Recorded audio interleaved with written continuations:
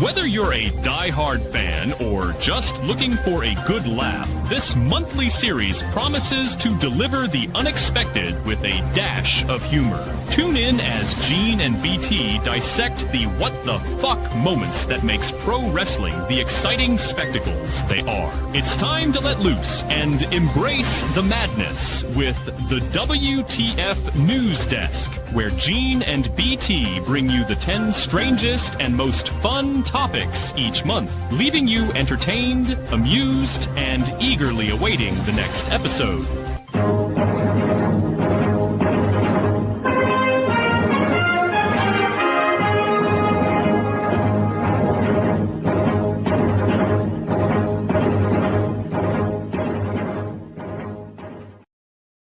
Hey, we're live from 304 Studios in Jonesboro,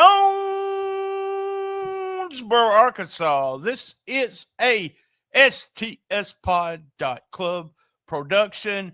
Guys, it's cold as all get out over here in Jonesboro, Arkansas. And that guy over there, Gene, well, he confirmed to me earlier this week that he would never eat a piece of chicken made by a 3D printer. He confirmed that. This is episode 92 of WTF and episode 1008 of STS Pod. Gene, he's from Gadsden, Alabama, home of the Gadsden City Titans high school team. Well, they finished the season in the second round of the playoffs, losing to the Clay Chalkfield Cougars 44-7. Gene, there will always be next season. I know you're always sitting at the edge of your seat waiting to see what I got to say about the football team. He is wrestling's know-it-all, my partner in crime, my best friend, well, most of the time. He's Gene Jackson, and together we are the echo and impact of podcasting. I have no idea what that means. How the hell are you, Gene? I'm good. Good Lord. I don't know what do you, is AI writing your intros now or something? I don't know what any of that means exactly, but none of it sounded too negative. I hear something. Yeah. When I do all this shit, most of the time I hear something on a TV show or a podcast and somebody says something that is just so outlandish. The thing with the 3D printer is they had a big controversy in Campbell's Chicken Soup, where this guy got hired and he got fired. And guess what? He was recording his intro conversation where the big man, the CEO, said that Campbell's Soup chicken was made by 3D printers. So, wow. Yeah, I wasn't, but he said you wouldn't eat that chemical-based chicken made with 3D printers, would you? So he's in all kinds of trouble. He's probably gone, but that's kind of where I get shit like that at. Pulling the curtain back. No kayfabe going on. I'm still trying to wrap my head around how 3D printers even work. I certainly now the thought of Campbell's Soup chicken being made by 3D printers I don't think that would harder to understand. So. Hey guys, first of all, I want to thank you guys for joining us here on a Tuesday afternoon. This would be coming live during the time people drive home from work. So, Gene, maybe they've got their YouTube up and watching us on the show. I want to do some quick business real quick. Number 3 most listened to, these are audio plays, was WTF last month, 1001. Number 2 was 1,000 Animals Against 4 Wrestlers. That was episode 1,000, a 5-minute time limit. And Bill Rush hit number 1. That was episode 1,003. Yeah.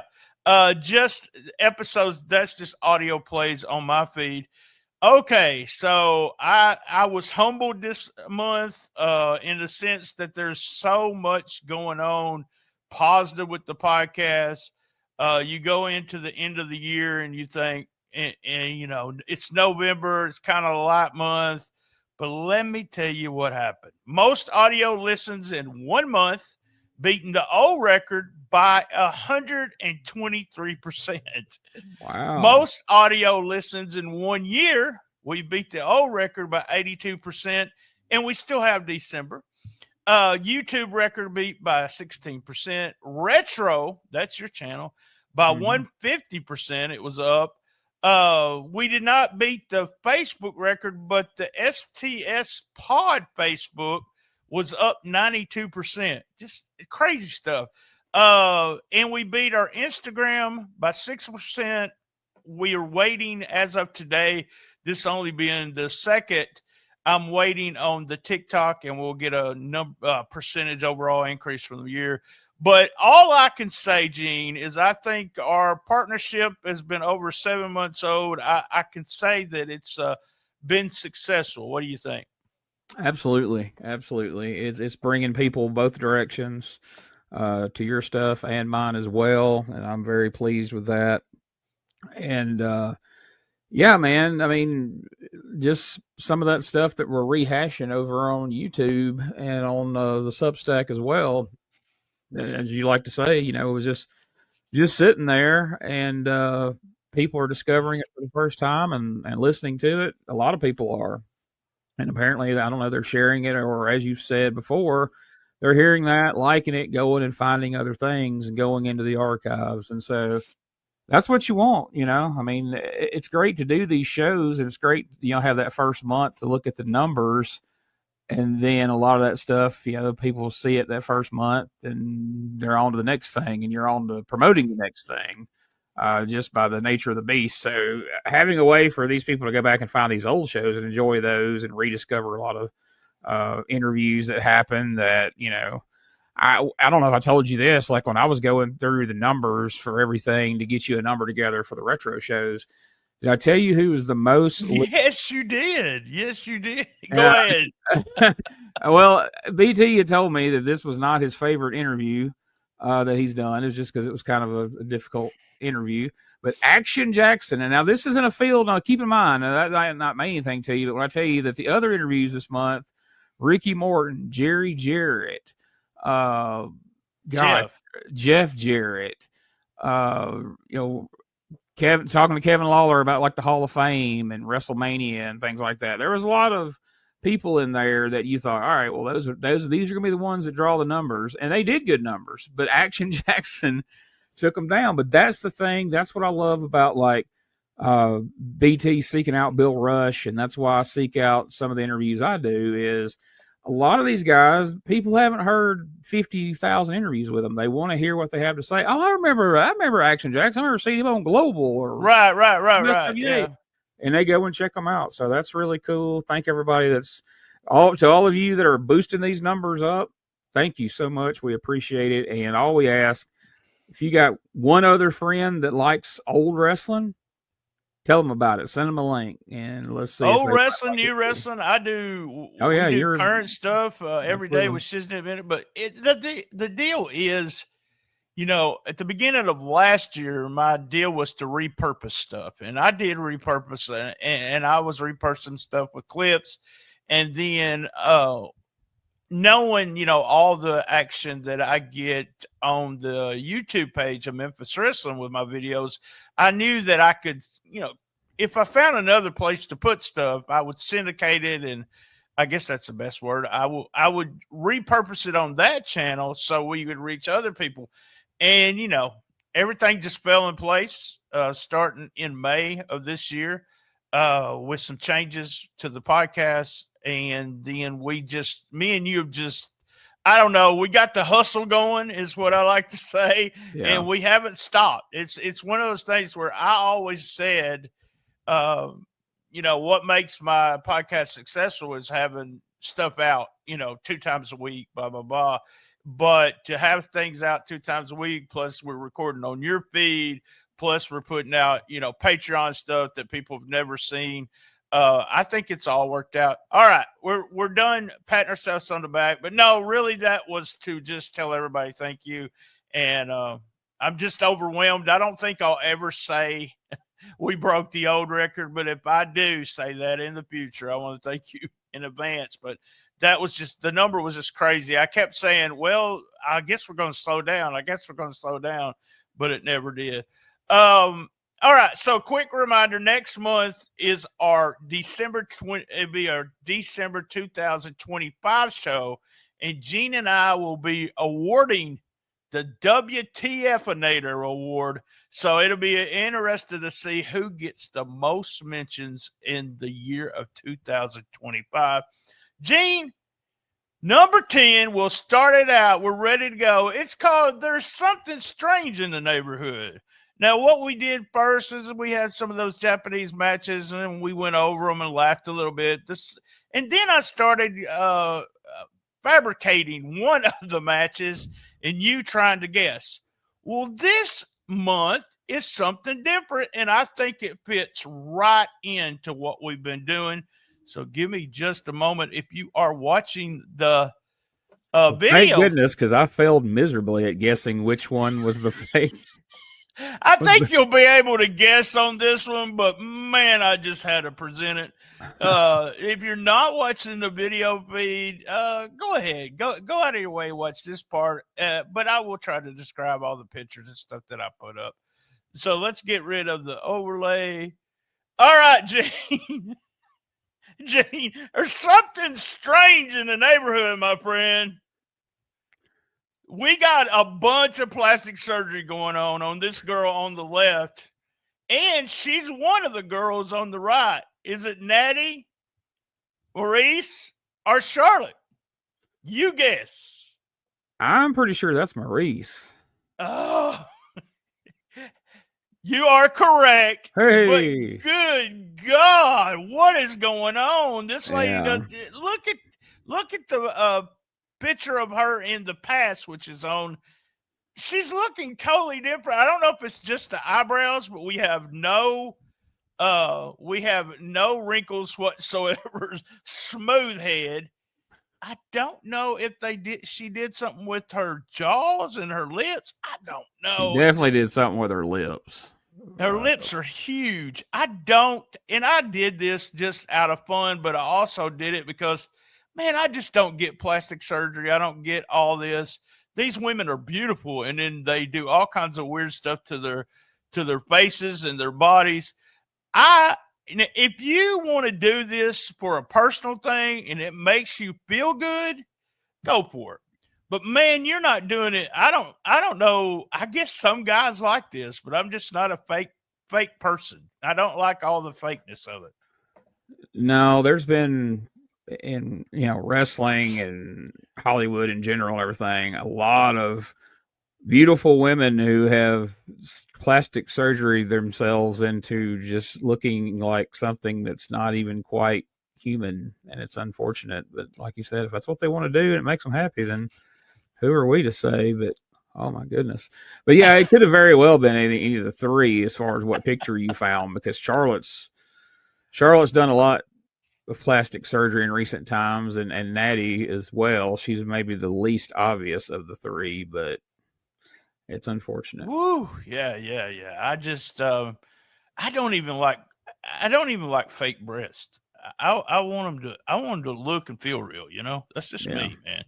All right, so that was there's something strange in the neighborhood, and our number 9 all the time is what the fuck, Dave? What the fuck, Dave Meltzer? So I got 3 videos this month, and we're going to comment on about what he says about them. So this will be the first one right here. It's really funny, kind of like the grifters. They're so anti-AEW. I had to have a budget, and he doesn't have a budget. And it's like, dude, they used to cut my budget. It's like, they cut your budget because the freaking company was on verge of losing $80 million in a year. They had to cut the budget, like with Cornette talking about, you guys like Ricochet are stealing money from a rich kid. And it's like, the rich kid's making money. It's like, imagine like a wrestler from the past of all things getting mad that talent is getting paid because the company's revenues are high. Super high, really, other than not compared to WWE, but compared to everybody else in history. And it's like, you're how mainly what the fuck came. His buzzword for the month is grifters. Yeah. Or grifter. I guess he swayed away from what was it, fraud podcasters or something like that. Yeah. All of a sudden, everybody that doesn't agree with Dave Meltzer is a grifter. Oh, great. We'll have a new nickname now.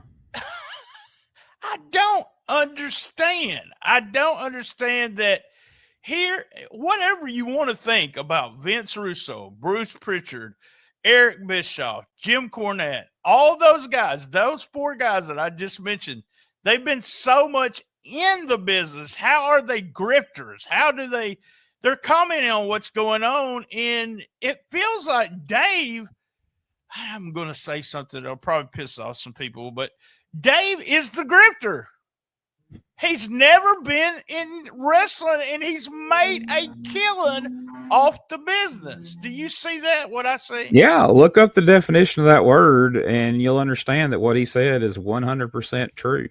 That what BT just said is 100% true. That he's the grifter in the situation. The irony of him, but it's just another case of Dave not knowing the meanings of words and just saying things to be saying them, and basically being.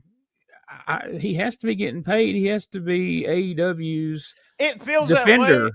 Well, speaking of, let's watch a video that happened. What happened during one of their recordings, Gene? In the long run, you end up back where you were, just with a lower price. So, anyway. I brought that, number one. If you didn't hear it correctly, David's sitting there talking, and all of a sudden he gets a phone call, and it says Tony Khan is calling him. Back in the day, and I know things have changed, but, and I don't consider myself, well, I guess. I still consider myself a little old school. I understand the business has changed and everything, but would we know back in the day that who Dave's sources, we would guess, but we couldn't really know who they were, right? Right. I mean, there was speculation that, Terry Taylor and certain guys were known to be, but otherwise it was never just out there. But right now it's just like no one gives a shit. I mean, everybody's made fun of Dave, saying exactly what you said, feels like he's on the payroll, and then he's getting phone calls, and he's even said before, I text TK and told him blah, blah, blah. And I'm thinking, you have to try to defend your objectivity, but it's not there. And I'm okay if you would just say, hey, I'm a fan of AEW, and I'm going to say they're the best thing going, blah, blah, blah, and no matter what. But that's not what he does. He defends them on everything they do almost, and then he'll say bad things about WWE on kind of passive-aggressive. We know some people that like to do that all the time. So, well, they're clones of Dave. So, well, that's true. Here's our last clip for the. Our last what? Are you going to put Maurice back up there again? We'll put that on a blooper reel. Woo. So, what the fuck, Dave? Here's our third video and our last one. There were many, many, many things that really made me cringe because it's out of control. You keep rolling the dice, and one of these days, it's going to come up like snake eyes, and something bad's going to happen. And I mean, I know all, you know what I mean? It's like, I know they've been doing this for 6 years and all this, and more people probably get hurt on routine stuff than on dangerous stuff. But still, I mean, the lengths that, again, the people in AEW, I'm not saying all of them, but a lot of them, I mean, and, especially on this show, but a lot of them, they go to such lengths to entertain you. I said what the fuck on this video because he said somebody's going to get hurt. No shit, Dave. My God, they're sticking screwdrivers. They're lighting people on fire. What the fuck? And here's the other thing, too, that made me say what the fuck, is that he gives everything 5 stars. He wants to tell all these guys who are jerking off to what Dave gives them, what stars they give them. And then he says, oh, well, somebody's going to get hurt. Stop doing it. Stop doing stupid shit for no reason. Look, the top 2 guys, Omega and Ospreay, especially Omega, he can barely walk now and come to the ring. So what the fuck is up with that? Shit. That's the way I feel every time I hear somebody say they're going to get hurt. Dave says, there's so much blood in it. Not my kind of match. 5 stars. Yeah. What is that about? I don't get it at all. And to me, that has now diminished the star ratings to the point that does any of them really mean anything for him now? Because all of these matches, like if you go back and look at the history of star ratings from Meltzer, and then you look in recent history of how he's rated certain matches in AEW, they kind of cancel each other out. Something's bullshit there. You know what I mean? Like either his tastes have completely changed, or his standards have completely changed, or else, like you said, he's just handing them out to his buddies because they can wear that like a badge on, for the people who give a shit or even know what it means. Like, well, I might not have done this, I might not have done that, and there might not have been a storyline, but I had a 5-star match on pay-per-view, and here it is. Here's the proof. Well, whoop-de-doo. It was ever since he started giving over 5 stars to almost every match, he really killed it. I compared it to Cisco and Ebert. Do they 4 thumbs up, not just 1 thumbs up, but 4? They don't do shit never did shit like that. It was thumbs up, thumbs down. And that's kind of the way I feel. I enjoyed the War Games pay-per-view. I didn't star no matches, and I said thumbs up. I enjoyed it. So that's where I'm at when it comes to doing stars now. And I used to be, I was a star guy during WrestlingRideOnline.com, but I have just quit doing it. It's not even worth it anymore. I think I may have to do it for WrestleCon, Wrestle Kingdom coming up. But other than that, I just reserve them for just special shows, I guess. All right, that was number 9. We're up to number 8, and number 8 is always, I might not know it all, but I know more than you. All right, this tweet, which I have blacked out the person. I don't like bullying anybody, but I really wanted to talk about the whole deal, and we've talked about it before. What the deal is with when someone goes from AEW to WWE and they're not winning the championship, then they should have stayed in AEW, and they're not going to get no run because Triple H don't like them and blah, blah, blah. What is it? Why is the losses mean so much to these people that mainly they come out of the woodworks when an AEW guy, AEW sicko comes out of the woodworks about this? I don't know, man. Like they're supposed to, like freaking Miro is supposed to walk in the door and win a world title or be in the middle of a main angle. And I've seen it. People post, "Oh, he was booked better in AEW." Maybe when he was getting used, but right. You look at the extent of time that Miro was actually under contract for AEW, and the time that he was actually used, and then used to do anything meaningful other than his little stint as the the freaking TNT champion, I think he was for a while. Other than that, half the time he wasn't even on television. So at least he's on TV. And if you don't like what they're doing with him, then I guess change the channel for that match or something. But my God, the minute somebody gets there, when fucking Ray Phoenix gets there and doesn't get shot to the moon, oh, he should have stayed in AEW. Some bitch hadn't worked in 3 or 4 months, hadn't been seen on TV, and wasn't going to be. Tony Khan made it known he wasn't going to be. And then he goes to WWE, and oh, he should have just stayed in AEW. What, to draw a big check and not have to wrestle? Well, maybe you're right. Maybe that's the safer bet, but you can't justify it based on booking. And what other comment is, if you're going to black people's name out, you got to black out the at. I just noticed that. No, I blacked him out, Gene. Shut up, man. K-Babe, you're not watching I didn't read this. I'll read it real quick. So Miro went to WWE and thought he was going to have a hell of a run, but instead Triple H got this dude losing to Yeet Man, who botches, which he does, everything for a chance to have a match with John Cena. Man, say blah blah blah. They put a bunch of emojis. I get a kick, and when I search for these, most of the time it is me getting the process is I start getting some of this ready, but during the month I'll put stuff in the places. Usually I just okay, I'm going on Twitter today. I'm going to find the silliest, craziest thing I can see.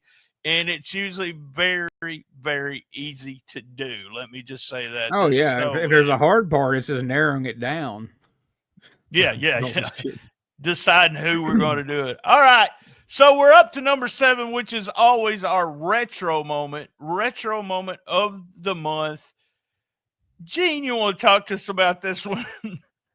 I'll try. I hadn't really read much into it. I didn't choose this, by the way, folks. I only chose the very first retro moment, so I kind of found these out along with you. But and Bret Hart, always have been, but I'm starting to feel about Bret Hart the way I feel about Ric Flair. Just please shut the fuck up. Quit doing these goddamn interviews and trying to say these, get these sound bites in there that's going to get your name in the headlines, because people are all too happy to put them out there. But now Bret Hart claims that Vince McMahon and Shawn Michaels were lovers. Now that rumor's gone around for years. No one's ever been able to in any way substantiate that and have any evidence that there's any truth to it. But his quote was, I think there's more going on here between those two guys, honestly. And I'm just being honest and blunt, but I don't know. I suspected, and now I really have serious. I think that Shawn and Vince were sleeping with each other. I'm not. I'm just telling you, I think I'm very close to the truth here. Now, I don't know if all that stammering and stumbling's from like the strokes he's had or just that he's spouting bullshit here, but come on. I mean, even if it was true, why are you talking about this in 2025? You know, I know I just had to put it on there because the idea that we've heard it many times. No, I'm talking about Bret. Oh yeah, that's what I'm saying. And every time Bret talks about the past, you talk about retro moments. That's all he's having is retro moments. He talks about shit that, I mean, just out of the blue. Vince and Shawn are lovers. Yeah, and to me, it just diminishes his legacy.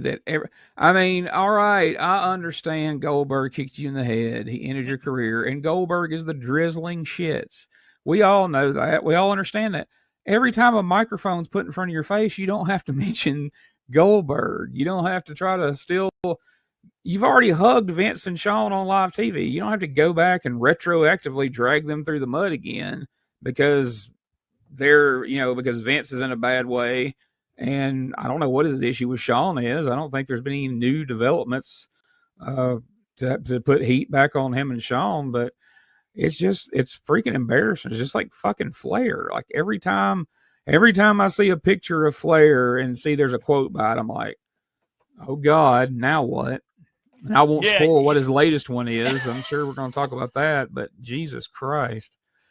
Well, guys, that was our retro moment. I agree with you. I'm at the point now, shut the fuck up, Bret, but I just find it odd and bizarre and say, what the fuck? What are you trying to accomplish with this? This is the retro moment, and we're going to play the retro commercial for a few minutes here in a few seconds. I mean, not for a few minutes. We're going to play it for a few minutes. But Gene, I had to pop this on the screen. There's a retro moment right there. There you go. That's more like it. 46 fucking years old. She is still hot. And if you're not watching the video, you missed it, guys. You missed it. That Mickey James. And now we're up to number 6. First, though, let's do the retro commercial. Relive the glory days of Memphis wrestling with the Retro Wrestling Review USWA podcast. Each week, we go back in time to review USWA Championship Wrestling from the 1990s, episode by episode. Join us for watch-alongs, behind-the-scenes stories, and exclusive interviews with people who were there and lived it. Whether you grew up watching it or you're discovering it for the first time, this podcast is your ringside seat Memphis wrestling history. It's all a part of the WrestleCopia Podcast Network. Listen now at USWApodcast.com. All right, we're up to number 6, and there's a reason I put this on here. So John Layfield, JBL, was on a podcast and claimed he thought Vince McMahon would end up writing a book. Now, there's going to be all kinds of stuff in that book if he doesn't kayfabe, but there also might be a lot of knowledge, per se, if you're booking a wrestling company and the things that he done and all that stuff. JBL said something that was so true that he pretty much lived the life of a rock star when it comes to Vince McMahon. But my question to you, what is the most bizarre story, Gene, that's going to come out of the biography that he writes? Well, I mean, if he was actually sleeping with Shawn Michaels, that might be the one. Man, like that book would sell a crazy amount of books. Like people who aren't even wrestling fans, but know like all the shit that's going on with him over the years. But oh my God, I mean, that would just be a magnet for lawsuits. Like there would just be the lawyers chomping at the bit, just waiting to sue over all the different people's name who would get drugged through the mud. Just like this example he gave here of Hogan not telling about his rock star lifestyle. His family would be just chomping at the bit, come sue his ass if he tells any of that. So I don't know if he's obviously not going to talk about any of this current stuff, and there's NDAs on half his life at this point. So I don't know that they'll ever come to be, but like I say, if you want to say the most bizarre, to hear that he was lovers with Shawn Michaels or anything like that, as far as if you're asking for any real example of like rumored stuff, there's been so many Vince McMahon rumors over the years, I can't even think of a good one. I thought we'd just make up one. I just I mean, in that case, I guess when Bischoff first came there and Vince raped him in the locker room that opening night right after he made him hug him on TV might be a good one. Or the time that Demolition and him had the threesome together. So that may be on there. And I spoke wrong. What JBL was actually talking about Hulk Hogan being a rock star and how Vince could. But, Vince kind of had a rock star life too, right? He might not have had as many drugs and everything as Hogan did. But, just the minor stuff we've had come out about Vince backstage. If Vince was actually positive or honest is going to be the honest about everything. Like you said, he's probably got so much stuff that he can't even talk about, especially the current case and such. Think about this. Think about the things that Vince McMahon portrayed on camera, having people kiss his ass, having women bark like dogs. That's the stuff he was willing to show you on TV. You imagine what kind of weird shit this dude did behind the scenes when there were no cameras. I don't even know that I want to imagine. I mean, it could be stuff like, threesomes and taking dumps on. Oh, yeah. Never mind. Oh, yeah. But, they talk about, I don't know if you've ever seen someone talk about porn addiction in the sense that you start watching porn and you just watch normal porn, man and girl. Then you go 2 girls, 1 man. Then you go 20 guys, 1 girl. Then 4 black guys, 1 white guy, Chinese guy, 3 blondes, brunette, and then, all kinds of weird stuff. You just keep on and on. And I've seen porn actors talk about, it don't matter, girl, man, it doesn't really matter. After a while, you're just doing a job kind of thing. So I think that's kind of Vince in the sense that he had so much money and so much power over, especially such good looking women that he just buckled down to it. Hornswoggle, you got any plans tonight, pal? He played his son, so you know what they say in Arkansas, right? Incest is the best. So there you go. Oh Lord! I thought it was nothing like rolling your own, but I didn't know if they were talking about. Anyway. All right, we're going to go to commercial break, and when we come back, it's going to be time for halftime. Don't miss Memphis Wrestling Live for the final time in 2025. Join us Sunday, December 14th for our annual Grind City Rumble featuring the Good Brothers, Gallows and Anderson, along with TNA's hometown Maine. Then bring in the new year with us on Sunday, January 4th, featuring TNA Wrestling World Champion Frankie Kazarian. And don't miss Super Bout 5 on Sunday, January 18th. All tickets are on sale now. Get yours right now at memphiswrestling.tv. Get ready, wrestling fans. MCW is bringing you the action like never before. Experience the high-flying moves, the bone-crushing slams, and the rivals that can only be settled inside the square ring. This is family-friendly live professional wrestling at its very best. Don't just hear about it, be there when the superstars of MCW collide in unforgettable matches you'll talk about for weeks. Tickets are affordable, the action's nonstop, and the excitement is guaranteed. MCW Wrestling, where the future of wrestling happens now. Be there! All right, guys, it's time for halftime.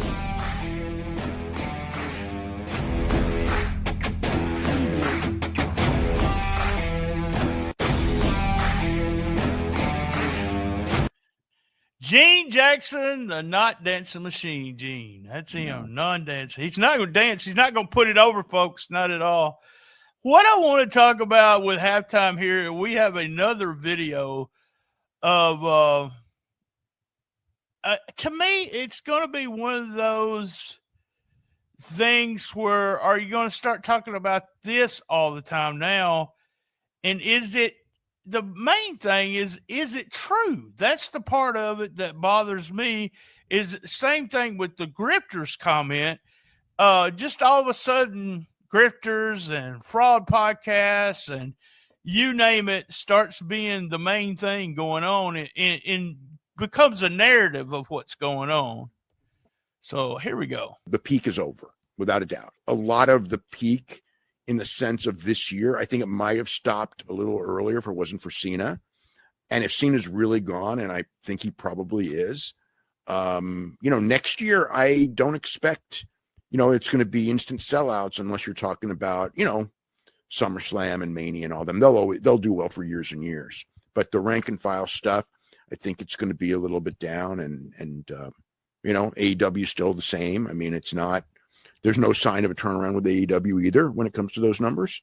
So it's just that. And then, the TV numbers, the Monday Raw, which went against football in the World Series, was the second lowest that they've ever done. All right. Mainly my thought to you, do you see, and we've seen this happen over and over, do you see WWE is actually cooling off? Do you think that people are going to stop buying tickets? Well, those prices are going to have a hell of a lot to do with that from, this reading online and listening to what people have to say. I don't know. I can't speak to the general public, but I know, like, me personally, I was following it. So I wasn't watching the shows every week, but I was at least making point to follow everything. And I hadn't followed shit in the last 2 months. Don't really care. I was this weekend's Survivor Series is the first Survivor Series since 1990 that I didn't watch the show live. And this is probably the one that first one that I know I don't watch at all because I'm not getting the goddamn ESPN app to order it, and I'm not sitting on a laptop watching it over a damn illegal stream. I don't care enough to. So, but I'm the same way about AEW. I just don't watch either one, and I don't care about either one. So yeah, maybe it is cooling off. Maybe it's me. I don't know, but usually there's always at least one storyline going on that I care about. I'll usually always try to keep up with CM Punk, usually Cody, and I was usually always stay up to date on Kevin Owens when he was around. But now, the shit with Cena, I like Cena. The whole botched heel turn and all that shit just kind of put a sour taste on all that. And, he's had a few good matches along the way, but I don't know. It's cooled off for me. I can only speak for me, and it certainly has cooled off for me. But, I think they had a couple of, non-sellouts, and then all of a sudden the wrestling media wanted to say, well, we're done. This past weekend, they, had sellout 42,000, I believe, or something like that. And I watched 4 games, and like I said earlier, I enjoyed it. I think maybe we should look at what happened with AEW a few years ago where the crowds were really good. The TV ratings were really good, and then they just started cooling off too. I'm not sure if they're going to cool off to the extent of AEW did, and I'm going to go with you with the change in how you get a pay-per-view. And I only get it because, I'm not doing anything. I'm on a VPN, which is not illegal, but I just tell them that I live in Australia and I'm able to watch the pay-per-view on Netflix. But it's just really weird to watch. As soon as something happens, a decrease in one house, we're cooling off. WWE's done, and AEW's having a problem getting 2,000 people in a building. I think they've got a couple of places where they're going to be 1,800 to 2,200 for the next few weeks. So I don't know. I don't see it cooling off to the point of what AEW has cooled off to, but I will take into account, and I believe what you said. I think them going to ESPN screwed a lot of people. I don't think they will understand that until maybe mid next year, but not being able to watch the pay-per-views like everyone's been watching them on Peacock. You said, well, I will quit even showing any interest in them. And I think that's it. I think that, and the price, the ticket's going to eventually have to, I say level out, but I don't think level out. I think they're going to have to bring the tickets down to keep the momentum going.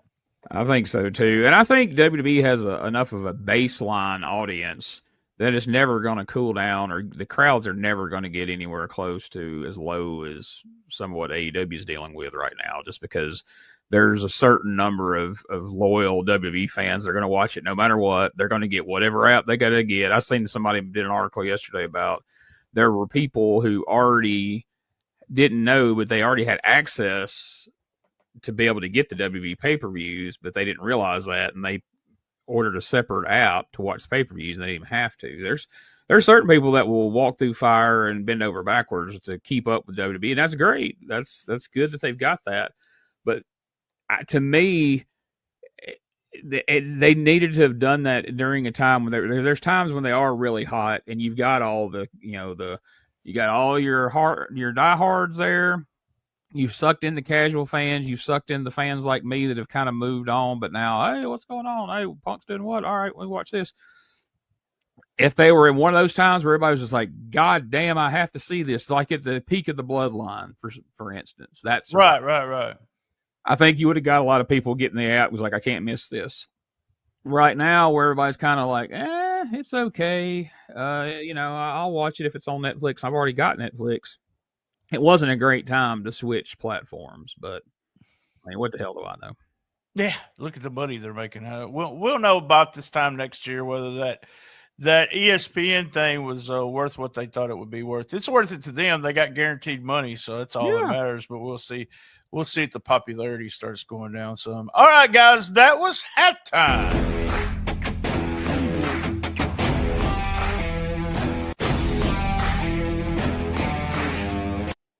All right, that was halftime. We have 5, 4, 3, 2, 1, and we're going to start out, Gene. And we talked about this. If you're part of the Patreon, go ahead and tell them how to get to your Patreon, Gene. Patreon.com/retro wrestling archive.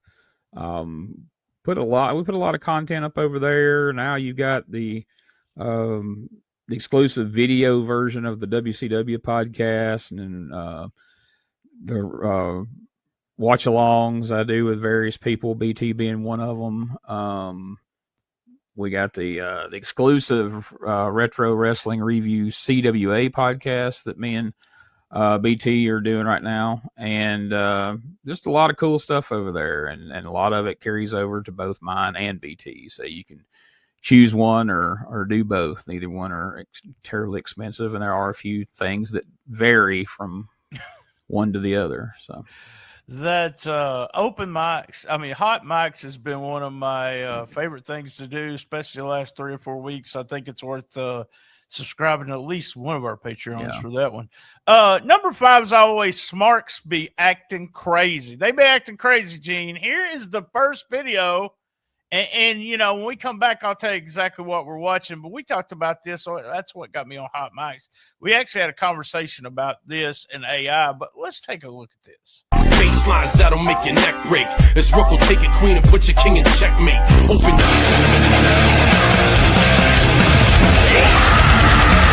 That was lovely. Thanks. If I had control over you, we could stay like this forever, lost in wonderland with our head above the. Let's light it up, light it up, light it up, light it up, let's light it up. Like shooting stars are burning, light up the sky. Let's light it up. I love you, Chris. I love you too, AJ. Wearing rose-colored lenses, pretend we'll never end. Oh, AI with AJ Lee. She got upset about this. A fan made an AI video where he's kissing on her. She's kissing him. They're talking to each other. Apparently, he did get a VIP where he took a picture of her. Then he put the picture in AI and, added all the music stuff. And man, Gene, what's your thoughts on it? It kind of made me feel kind of weird. Uncomfortable. How about that? Let me start by saying, yes, that is fucking weird, uncalled for, and I understand why AJ Lee would not be happy with that. Now, I think she shot herself in the foot by retweeting that and sharing it. And when he shared it, only people who were subscribed or his followers would have seen that. And I don't know who the guy is. I don't know how many followers he is. That could be anywhere from 15 people to 15 million. I don't know. He had 7,000 when I looked, but that might have 7, been after all this happened. So you never know. So potentially 7,000 people could have seen that. However many followers AJ Lee has now, they all saw it because she shared it. So, understand reaching out, wanting him to take it down, but the fact that she shared it and made it go, that's why you have it right now. I don't think you're following that guy, so I don't think you would have had it or known anything about it if she hadn't made a public spectacle of it. So, I don't know. I think there was a little bit of overreaction in general, but at the same time, I get why she didn't like it. But this is just the door cracking that far open on something that's eventually going to be a huge thing. AI, because I said when me and you and Josh were talking about it on Hot Mics, I said, this is probably going to be the beginning of the end for these photo ops at these meet and greets, where these ladies are willing to stand right next to these dudes and take pictures. Because I've already heard a lot of them on Twitter and interviews and different places say, that these guys are wanting to take these prom pictures with them, where they're right up against them. We talked about that. All that kind of stuff. Well, now when you add this element to it, I think now you're either going to start having, like I say, that COVID Sasha Banks picture where she's literally like 10 feet from the guy, or they're just not going to take pictures with people. The thing about it is, the rest of that story is, and I'll let you go. Soon it ain't gonna matter because they ain't gonna have a picture of them two together. They can just put them in whatever the fuck they want to, and there'll be damn porn videos going around, and that's gonna be a rough one. That's what I was gonna say. They don't have to have a photo together. You just Photoshop something and then do the AI. I mentioned this on Hot Mics where there was a gentleman, I guess gentleman's loosely there on that one, but he was a grade school teacher. He was taking pictures of the grade school kids and then later on made porno videos with them. Jesus Christ. With AI. Yeah, and that's just the tip of the iceberg on stuff that's going to happen. And you have to think to yourself, is that illegal? It's immoral for sure. You're a piece of shit. You're a pervert, but you didn't actually film. It's going to get crazy. There's going to have to be somebody step in and say, hey, we can't do this. All right. So there might be porn sites just dedicated to AI porn. Who knows?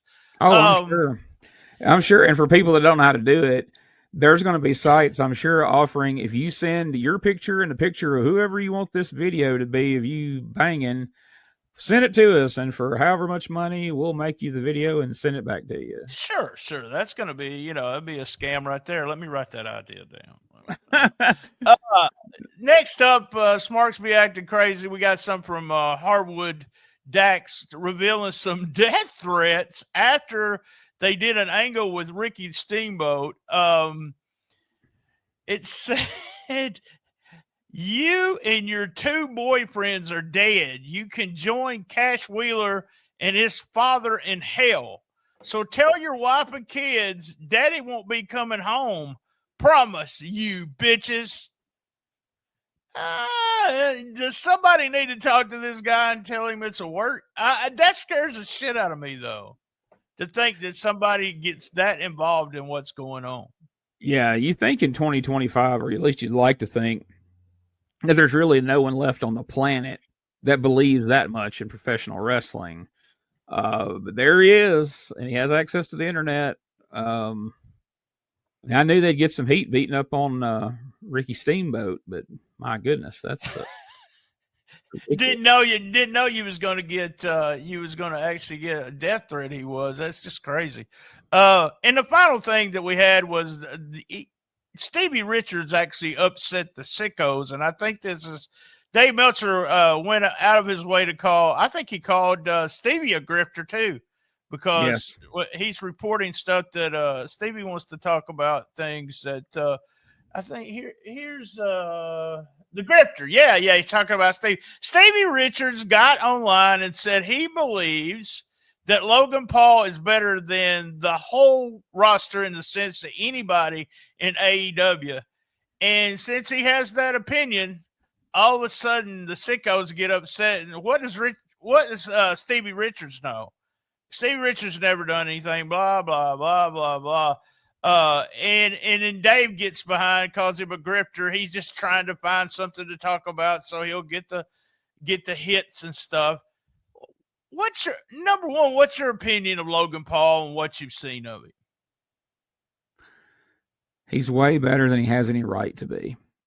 I didn't want to like the guy. I didn't like their whole personas on the internet. I didn't like they were in the boxing world and all that. And when he popped up in wrestling, it's like, man, fuck this guy. They're gonna put him out here and high profile matches on pay-per-views, and he's not going to know what the hell he's doing, and it's just going to be another one of these, hey, let's let a celebrity come in here just to put eyes on the product, even though it kills the product.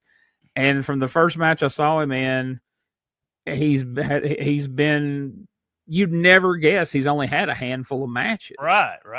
From that match with The Miz, straight on through, Rollins and all that. I mean, he's had the benefit of working with guys who knew what they were doing, but I mean, kudos to WWE for being smart enough to handle it that way. But now, I mean, he goes out there, he cuts promos, he gets heat, he knows how to promote himself. And I'm not going to double down like Stevie and say he's better than anybody on the roster and all that. But I'll say this, there were guys who had been on the independent circuit for 15, 20 years, some of them, who could not come out and adjust to TV wrestling and do all the different aspects. They could have their high spot match, the same one they've been having for that 15, 20 years, but they weren't good on the mic. They didn't really know how to do the things that you need to do on TV. Logan Paul has felt like a natural from day one. And as much as I don't want to like the guy and I don't want to give the guy credit, you have to. You absolutely have to. And the times I hear him in legitimate interviews where he's kind of talking out of character, that I really enjoyed the one he did where he had Drew McIntyre on his podcast. Right. It gave me a lot more respect for both of those guys.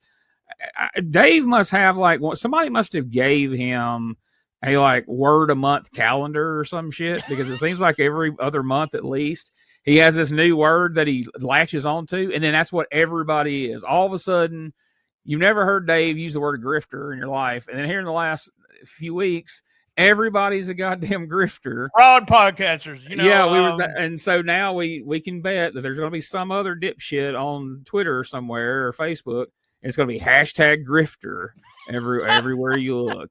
Oh, God damn it. I used to talk to someone about those words, those buzzwords they'd grab, and whether they had one of those calendars or not. It seemed like all of a sudden you start using a word. Just just so weird to me that and Stevie Richards, what the fuck does Stevie Richards know? He's never been in wrestling. So that's what bothers me the most about all these guys. When you have guys that's been in the business as long as they have, or what they've done, whether they've been successful or not, they've been there. You know, they give Vince Russo so much hell. He was Vince's right-hand man for like 5 years. Bruce Pritchard is so much in the business right now. And people go, well, he don't know what he's talking about. I think he might know more than any of us on these podcasts, because we're not standing there when all that shit is happening or when it happens. So, yeah, that's the part that bothers me. Yeah. It reminds me, the dirt sheets remind me, and I've had experience from it, but it was an old telephone game where even when I would tell Dave something, he might screw it up. Or if I tell him something and the other person says something, it becomes something totally different. Yeah. All right. That was number 5. This is wrestlers behaving badly. And let's listen. This is from, you're going to laugh when I cannot pronounce his last name. Am I going to say it right? Bert Kreischer. Did I say it right? Yeah. Yeah, actually, wow, he did. I got it right. As far as I'm aware of how his name is said, anyway, I'm not an expert at saying his name either. I've heard it a million different ways. Almost everybody I've heard him say it. Yeah, almost everyone messes it up when he's on TV. Every announcer. I didn't put this on the clip of this on her. Becky Lynch was also on that podcast, and she's got a lot of stuff going on with the internet listening to this, but she said that she was told that she slept with somebody and she wouldn't say who, which I thought that was kind of silly to start talking about something like this. But if you try to sleep with him and you won't sleep with him, he'll blacklist you. And then if you sleep with him, he'll blacklist you too. So, my God. You might as well not then. I know it. What the hell? Here we go. Here's Seth Rollins' story. Where we go, we get flipped off, and it's like, no, you don't understand. But this guy, there's that chicken baby, spatchcocked away. But this guy, I was driving my daughter to school. She was in the back seat with Rue, and this little guy, just walking his dog on the side of the road, and we were just driving. I make this turn, and like unwarranted, he just goes like this. Real tough, you know what I mean? Real tough guy with his little dog. And I was like, oh, God. And she didn't see it. I'm like, tell me to just keep driving. And she was like, just drive. What happened? What's going on? And like, we started to turn away, and I was like, no. And I hit the brakes, and I wrapped the back around. And I went up, and I found this guy, and I parked the car, and I got out, and I just ran up to this guy. I'm like, you don't know who the fuck people are. You don't know what the fuck. You don't know who you just flipped off, motherfucker. Yeah. I'm like, you don't know what people are going through. I'm just trying to take my goddamn daughter to work or to school. I'm like, you don't know shit about people. I'm like, and then I started going in. I'm like, I don't agree with the politics and this and that. And he tried to apologize. He was like, it wasn't you, it's the car. Well, the car can't see you. Your goddamn daughter, trying to take her to work. I mean, he's just trying to get his goddamn daughter to work. She's got to make some money for them. They're not getting, they're not making enough between him and Becky. Look, this is the reason number one, I hate going out. And another reason is that I don't like people I've never been in a road rage situation where I went face to face with somebody, but I've came close a couple times. Misty has actually drove past somebody to get the hell out of the way because I was getting upset. But do you not think just because someone flips you off, because of your truck, you could just hold that back? Or Gene, is that going to piss you off too? Well, I mean, he's been a heel long enough now. You think he would? I mean, at this point, you got to kind of just take the mindset of like, hey, I've been doing good at my job, and just right. I mean, turns out he just flipped him off because he didn't like the car they were driving. But either way, did you really have to have a confrontation on the street to find that out? If it had been me and the guy that flipped me off, been like, hey, all right, good job. This heel shit's finally working, But I get it, I mean. I know you don't go out a lot because you get a lot of people flip you off everywhere you go. Yeah, that's true. And you got a lot of Jonesboro. Oh yeah, I mean, you always got these Uber drivers go, "Oh, fuck you," like every time you leave. But it's be a problem. But yeah, trying to take my daughter to work, that was a fun slip up there. Oh man. All right. Then you spoke about Flair just opens his mouth, shut the fuck up. But he and I'm gonna say something else about this. One of our the SpongeBob SpongeBob. Come on, help me out here. I can't even think. What are you talking about? Oh, Sponge Bubba SquarePants. Yes, Sponge Bubba SquarePants. He says, here's the funny thing. All right, Flair comes out and in an interview says that Hogan died from street drugs. And he said that Hogan would get the prescriptions and then he couldn't get more prescriptions. And so he would go to the street. Hey, that's common for drug addicts. It's what they do, or they get prescriptions from 5 or 6 different doctors, which is stopped in most states because it had to be in a different name. You'd have to have a whole different name to be able to do that. But Bubba the Love Sponge got upset after this was out because he said it first. Ric Flair said this, but why didn't everybody say something when he said this? So what the fuck? What was your thoughts? Your thoughts is shut the fuck up, Ric Flair? Yeah, I mean, it's like, why are you even talking about this, Flair? I mean, whether this is true or not, why are you saying this now? And you've been in interviews crying and made all these statements and, how he was so good to you. And he's one of the only ones that was there for you when you was in the hospital, on life support. And he helped you out financially. I mean, all these things that he said about Hogan that were great, and then here you are months later saying he died of street. Why are you even talking about it, much less telling things that either potentially aren't true, or even if they are, why would anybody need to hear that, least of all from you? I hope his family sues his ass. Yeah, that's just one of those things where just shut the fuck up. We don't need to hear about that. And our last thing that happened was, and he's one of these guys that does not need Twitter. He doesn't need a microphone in front of him, especially on TV. And that's Ricochet. And he was one of my favorite wrestlers at one time in the business. I enjoyed watching him. But he went on social media to tell everybody that he is better than Flair or Steamboat. At this point, I think he just does it the way he just does that. Kevin Steen was doing it back in the ROH days, when you would just say shit to get people talking, to get people tweeting and retweeting. When's the last time we talked about Ricochet on this show? It's something to get people. I'd like to think that Ricochet doesn't believe that. And I mean, or at least the Steamboat part, I don't know, maybe he is better than Flair. He's no better than Flair on this social media aspect of things. I tell you that much. But I don't know. I don't think it's real. I mean, I think this is an element of this character that he's trying to do in AEW. Maybe I'm giving him too much credit. I don't know, but I'd like to think that anyway. It's possible. It's possible. You're probably right. I just find one of those things where, we talked about this on What the Fuck for the whole time, all the years. It's like, dude, you're on social media. If you don't have any control, let's get off. It just makes you look stupid. That's one of the things I'm so critical of Dave about. I mean, his character or what he does on social media makes him look just crazy sometimes. That's one of the flaws in social media, I think, is we don't have an established, like some wrestlers use social media to communicate with fans and put things out there from their genuine selves. When they post something, it's that person posting something. Other people look at it as like, this is a way for folks to hear from my character 24 hours a day, and this is a way to keep my character and my story and whatever bullshit I'm trying to keep going right now, stirring the pot all the time.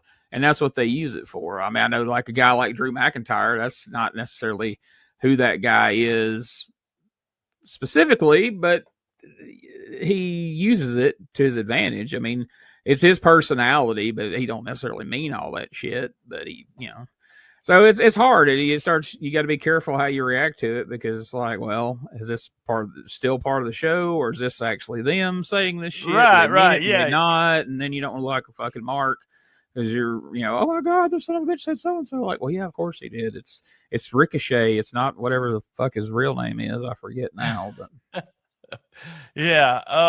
I just, stuff like that bothers me, and that's one of the reasons I don't follow a lot of actors and stuff on Twitter and social media. I like actors. I don't care what you do, who you voted for, blah blah blah, because I'm going to watch the movie because of you as an actor, not because you voted for Trump, kind of thing. All right, number 3 has become Shock Me. It's it's turned into what stupid shit is TK saying or doing this month. Had a few things. Number 1, he added another title, and even Dave says it's too many titles. It's a national title that he's going to do.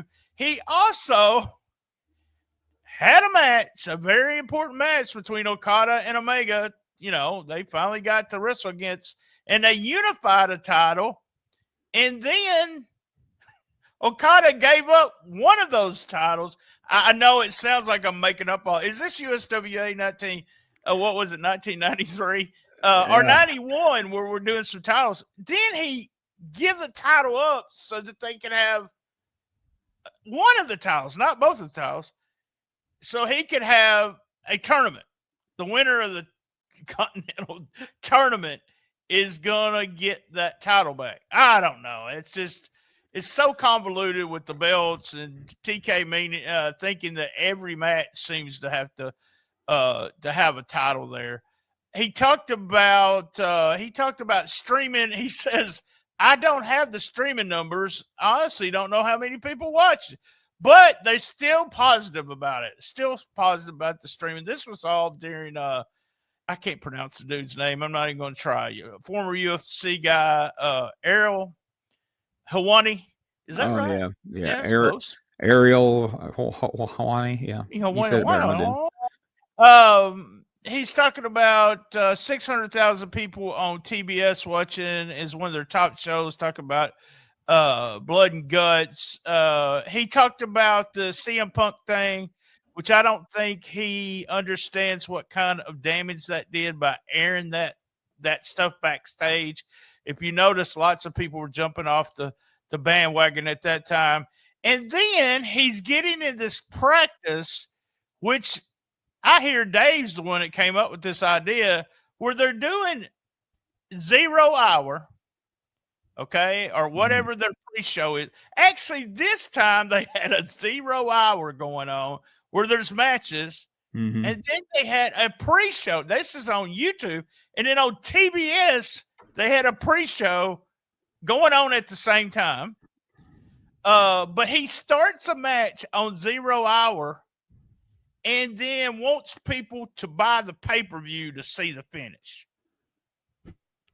I think it's not going to work, especially when it's the BT Express against, you know what I'm saying? It's not a very important match. Right. This match is not important. Who's going to spend $50 to watch the finish of, a 4-way or something? I don't think that's a good idea. That's all the stuff that I found that he was talking about or doing, shock me kind of thing, screwing up this month. Any comments on any of that stuff? I cannot believe they added another belt. The one night that I turned it on Dynamite not long ago, and my wife was in the room, and she was working on schoolwork, and every once in a while, she'd look up as people were making entrances to see if she recognized who they were. And after about 4 matches, she goes, does everybody on this show have a fucking belt? And I'm like, yeah, pretty much. We're just about there, because at that point we had seen like the tag champs and the 6-man tag champs and the fucking TBS, TNT, all these different belts. And what is adding a national title do for any damn body? But the whole convoluted part of that unified title thing, I know they did it in Memphis back in the day. And the funny thing is I kind of get what Lawler was doing back then, He fucking won those 2 belts. Obviously, he wasn't going to get to keep them. Eventually, they would have to go back to the AWA and World Class. So him and Jerry Jarrett created a unified title, so they would be able to keep a world title in Memphis moving forward for eternity, and other belts to go back to their company so they could go out of business. So I get that. I don't know what any of this shit's doing for anybody. If everybody has a title, does any of them mean anything at this point? That's with me. And then, you make this big deal. You have this history in Okada and Omega, and you make this big deal to have this unification match. And then it's almost like soon as it's over, oh yeah, I need one of those belts back. Yeah. And we're going to put it up for that tournament that we do did you not think about that before it happened? Probably not, honestly. He doesn't think forward. Number 2 was a story that I had to bring forward. It's not really what the fuck, but it also gives some kind of knowledge to the way some people look at the business. Triple H saying that he books toward storylines and not great matches. Now, Dave made a point to say that AEW and CMLL, which CMLL is the only one still drawing good crowds, actually booked to have great matches. What Triple H was trying to say is, look, we like what happens at the front. We do the story, the match. The main part of all of this is that we have a good guy, bad guy, whatever. We tell a story, and it's the ending of the story. Is the ending of the story the end of the story, or do we begin to have something else happen after that? You cannot, and the AEW has proven this, you cannot just say, we're going to put on a bunch of 5-star matches and people are going to watch, because they're not watching, right? Nope. Yeah, I think a lot of people got up in arms about saying, oh, Triple H doesn't care about booking great matches. Well, no, if you book solid storylines, the great matches will come out of it. But what he's saying is what you said there, is where you can tell, especially like these Forbidden Doors and all this kind of shit, where it's just like somebody sat down with a notebook and was like, what would be a 5-star match that you never thought you would see? Well, this guy gets this guy gets it. And you have a card full of matches. There might be one match on the entire show, and sometimes not even that, where there's any element of an angle or a story or nothing. It's just, wouldn't it be cool if these guys wrestled? Pay $50 this weekend and see how it turns out. And then you get a 5.5-hour show full of bangers that mean absolutely fucking nothing. And like you said, then you have title matches that after it's over with, you just throw the belt away because it didn't mean anything to start with. This goes back to some of the conversation we had on the last episode, in the sense about the pay-per-views. There is that niche that is still buying the pay-per-views because they know exactly, like you said, they know exactly they can watch the pay-per-view, get caught up, and see bangers. That's the only thing they're looking for. They're not looking for a storyline. They're not looking for bad guy, good guy. They're just looking for a good match until they start having shitty matches on their pay-per-views, which they talked about. This one wasn't as good, didn't have as many 5 stars as the last 25. They're gonna see some kind of decrease in that pay-per-view number if they keep doing it this way for that core. But that core's not paying the bills. What's paying the bills is these storylines that people are invested in. There's the only storyline that I know in AEW is that they did a very drawn-out storyline with Hangman Page and Swerve, and everyone talked about how it drew blah, blah, blah, but then, the next pay-per-view draws more, and it has Hangman and Samoa Joe on top. Yeah. So I don't follow it enough to know. I just know that Hangman and Swerve, unfortunately, both good workers, but they would be mid-card in WWE. And that's, I hate to say that, because you saw where Swerve was when he was in WWE. So, they would be mid-card because not main event, and that's just the way it is.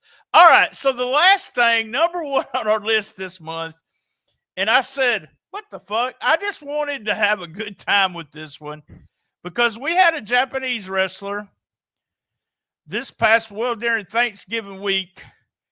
Gene, he was suspended by the promotion for 3 months in a temporary reduction in pay because, let's guess, was it a drug charge? Was it a alleged rape charge? No, folks. He didn't have a driver's license, and he ran into somebody in a car accident. And he got suspended from All Japan Wrestling for 3 months with reduced pay. Does this tell you how different the society and the culture is? This guy actually got punished for having having a car wreck. And what did the Usos do? I was just about to say, that just confirmed the Usos, no matter how hard times get, are never going to go to All Japan, because God help them. Wow, he was driving his personal vehicle after a show. He failed to notice a red light at the intersection, and he had the wreck. Then they noticed that his license expired over a year ago. And then All Japan said, "Well, you're out of here. You've brought dishonor upon the dojo. You must go." Oh man, that was so odd to me. And tells you, we talk about that, the matches when we go over them, and how the culture's so different when they do stuff like that.